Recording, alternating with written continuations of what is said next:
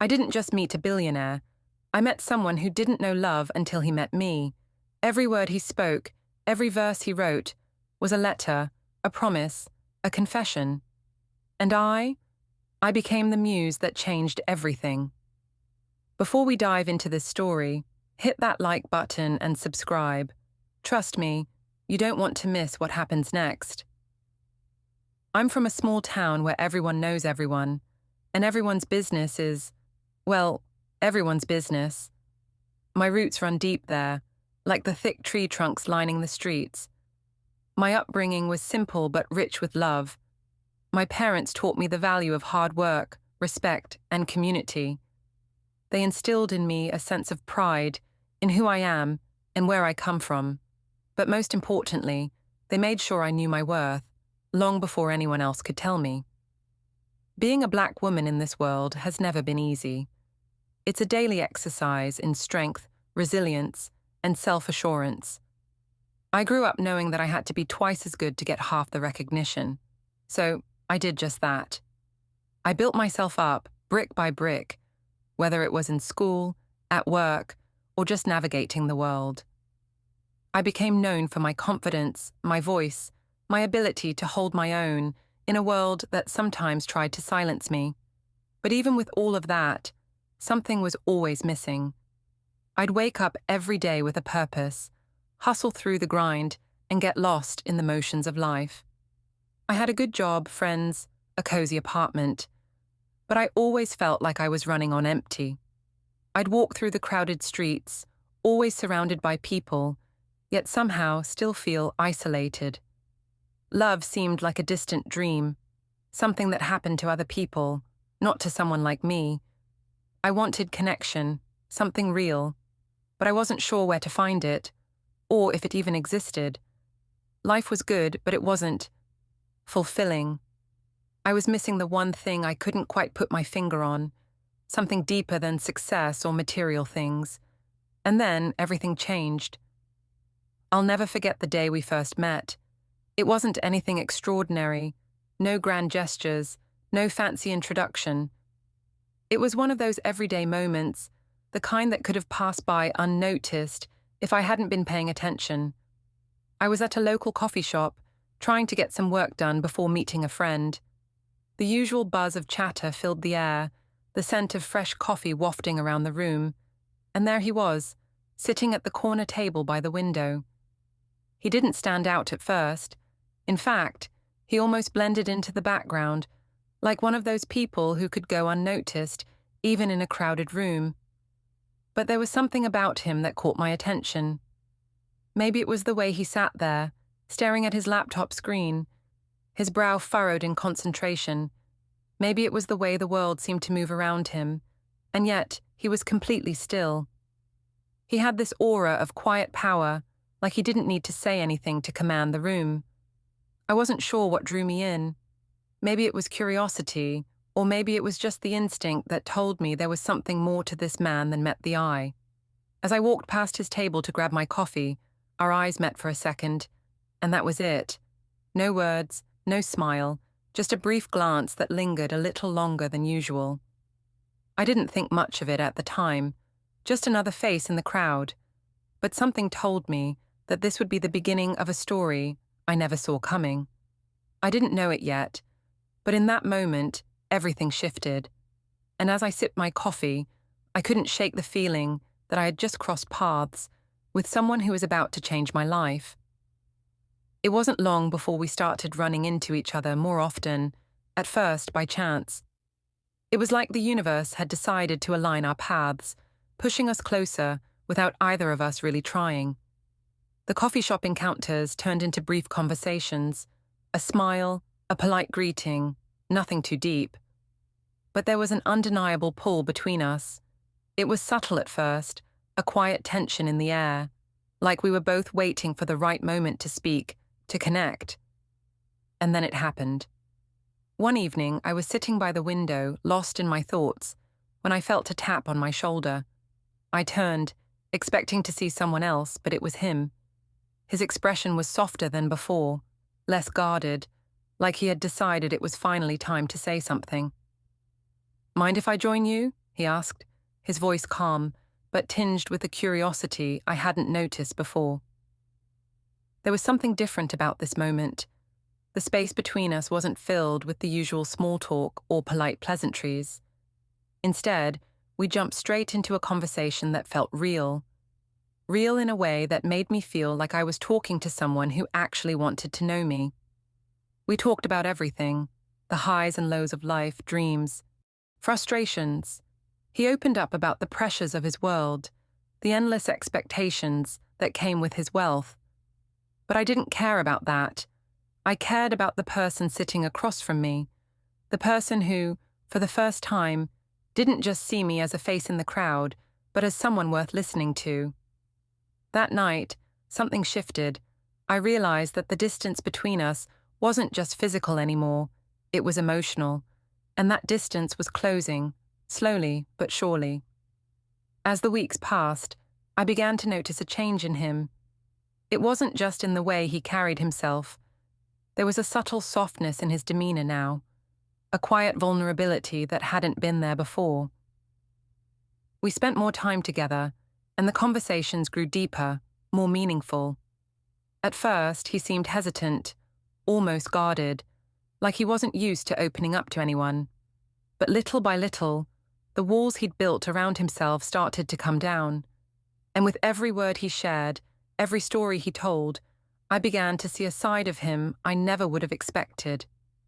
He started sharing things with me that he'd never told anyone.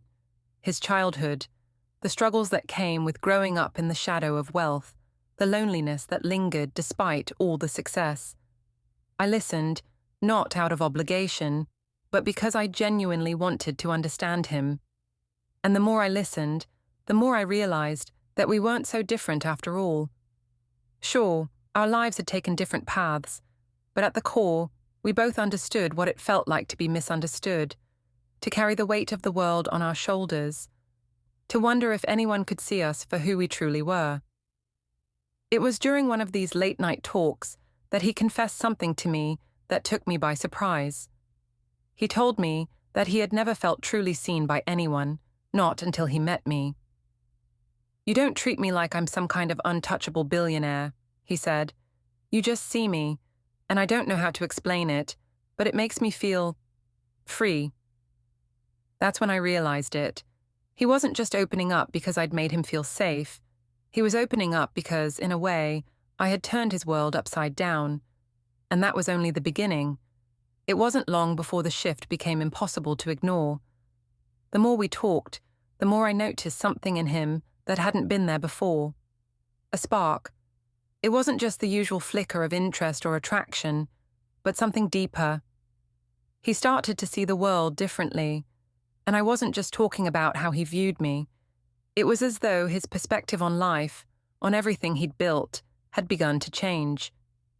In those quiet moments, when the world around us slowed down, I could see it in his eyes. The rawness, the honesty, the longing for something real. One afternoon, he showed up at the coffee shop with a leather-bound notebook, an unusual sight for a man who typically lived his life behind sleek screens and in boardrooms.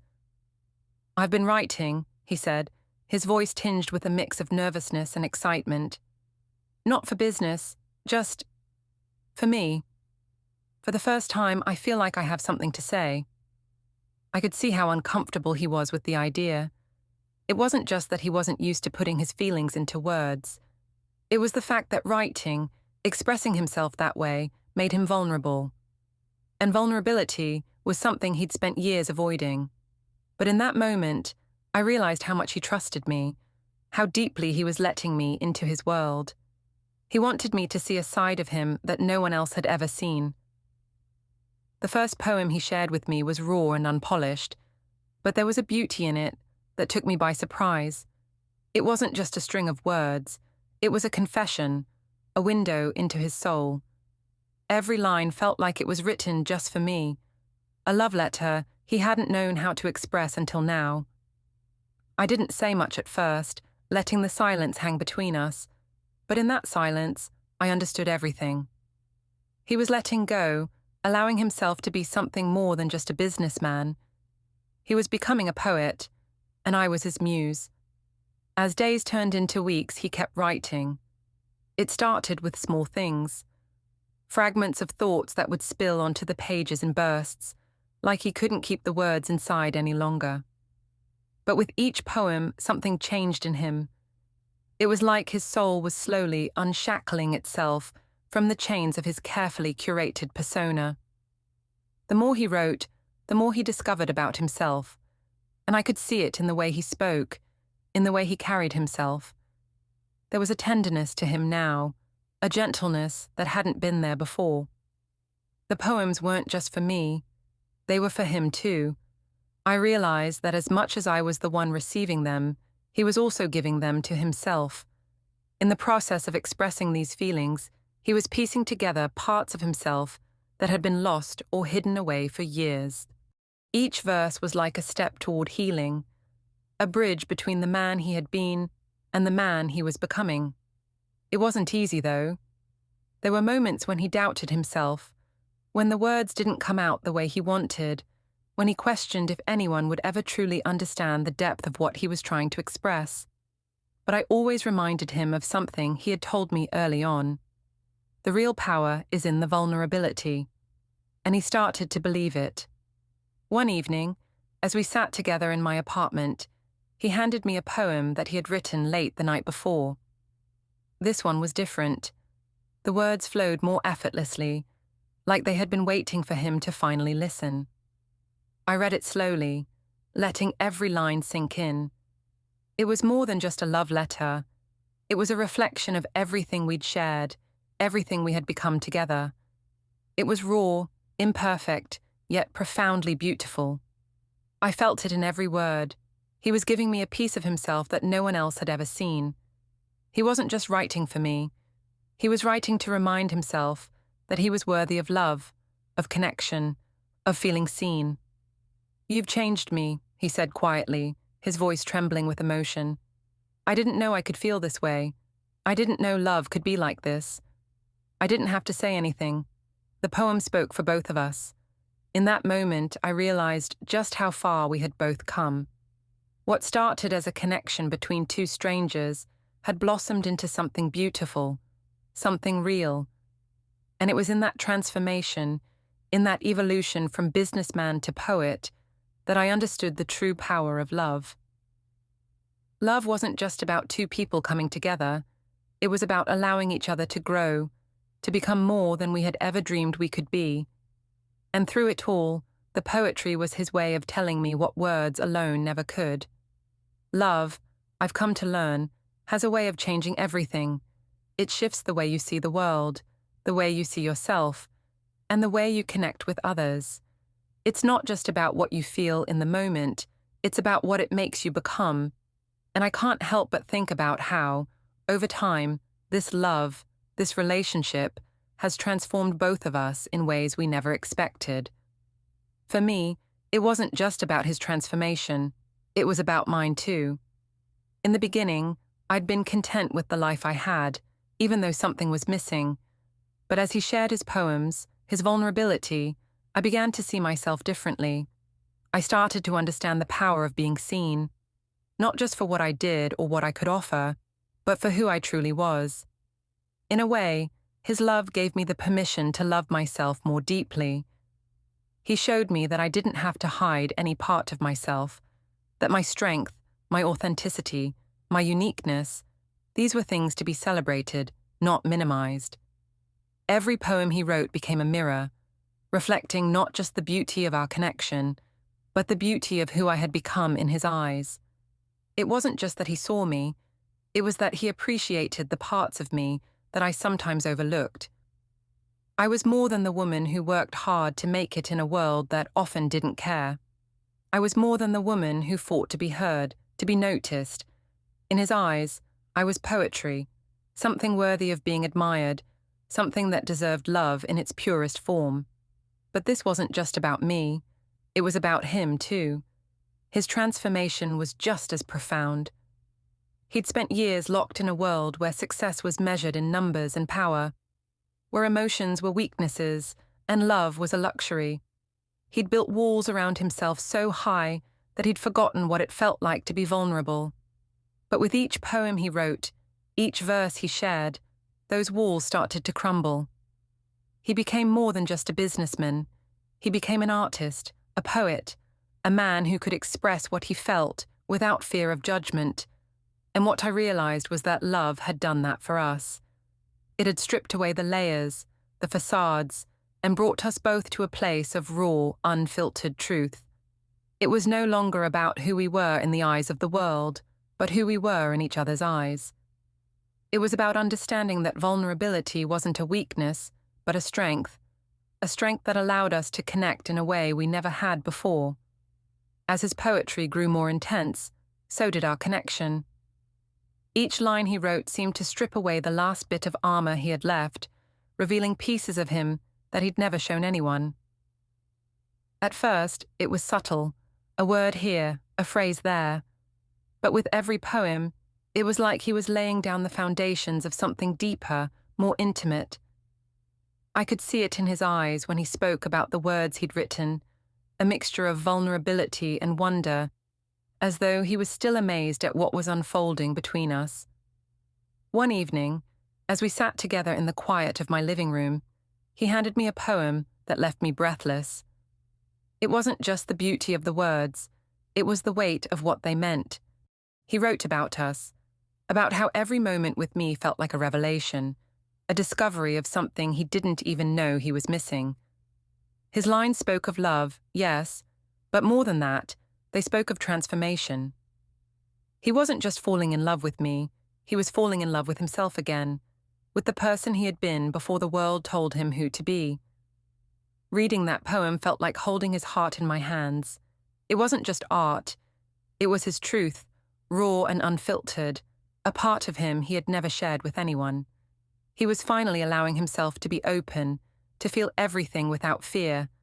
And what struck me the most was how, in that moment, we were both vulnerable. His poems were no longer just for me. They were for him, for us, for the journey we had begun together. As I read each line, I understood just how far we had come. Love had broken through barriers that neither of us had thought could be breached. His transformation was as much about shedding his old self as it was about rediscovering what it meant to feel deeply, to be fully alive. And in doing so, he had given me something I didn't know I needed, the freedom to be seen, to be loved for exactly who I was. That's the story of how love, vulnerability, and poetry can turn a life upside down. If you believe in the power of transformation, give this video a thumbs up, share it with someone who needs to hear it, and subscribe for more incredible stories. Thanks for watching.